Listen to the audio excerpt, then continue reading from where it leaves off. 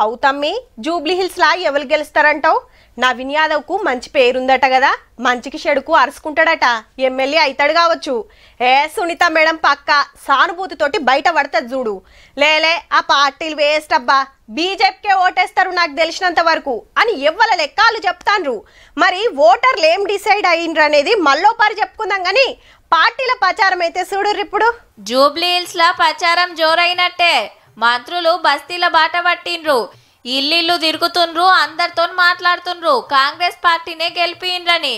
వీళ్ళ ఏలుబడి చాలైనాక పెట్టిన పథకాలు, నడుస్తున్న పనులు చెప్పి 10 ఏండ్లు తెలంగాణను బీఆర్ఎస్ ఆగం చేసిందని ఎరక చేస్తున్నారు.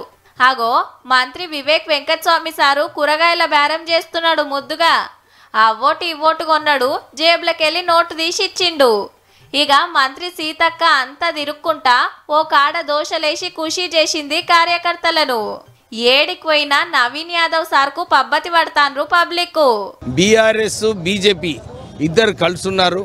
వారు మొన్న పార్లమెంట్ ఎలక్షన్లలో కూడా ఇద్దరు కలిసి బీజేపీని 8 సీట్లు గెలిపించడం జరిగింది. ఎందుకంటే వాళ్ళిద్దరు ఢిల్లీలో దోస్తానే ఉంది. ఈ రోజు బీసీ నాయకులు దొర దగ్గర పోయి మరి నవీన్ యాదవ్ ను ఓడించండి అని అంటే, ఒక అట్టడుగు వర్గం బిడ్డకు మేము టికెట్ ఇస్తే ఓడించమని అనడం ఎంతవరకు కరెక్ట్? అది కూడా బీసీ సంఘాల నాయకులు. ఇక సునీతమ్మను ఎమ్మెల్యే చేయాలని కారోళ్ళు బగ్గనే కష్టపడతాన్రు. కొందరు గల్లీల తిరుగుతుంటే, కొందరు పార్టీ ఆఫీసుల మీటింగ్ల మీద మీటింగ్లు పెడుతున్నారు. 40% అయిపోయింది నీ టైం, ఇంకెప్పుడు ఇస్తావు మరి? అందుకే వీళ్ళకు బుద్ధి చెప్పాలంటే కాంగ్రెస్ వాళ్ళకు జలకియాలంటే. అటు కమలం పార్టోలు సుత రువ్వడి వెంచిండ్రు ప్రచారంలా. మునిపే ఓడగొట్టిండ్రు, ఇప్పుడన్నా అసెంబ్లీకి పంపాలని ఒక తీర్ల బతిమలాడుతున్నారు ఓటర్లను.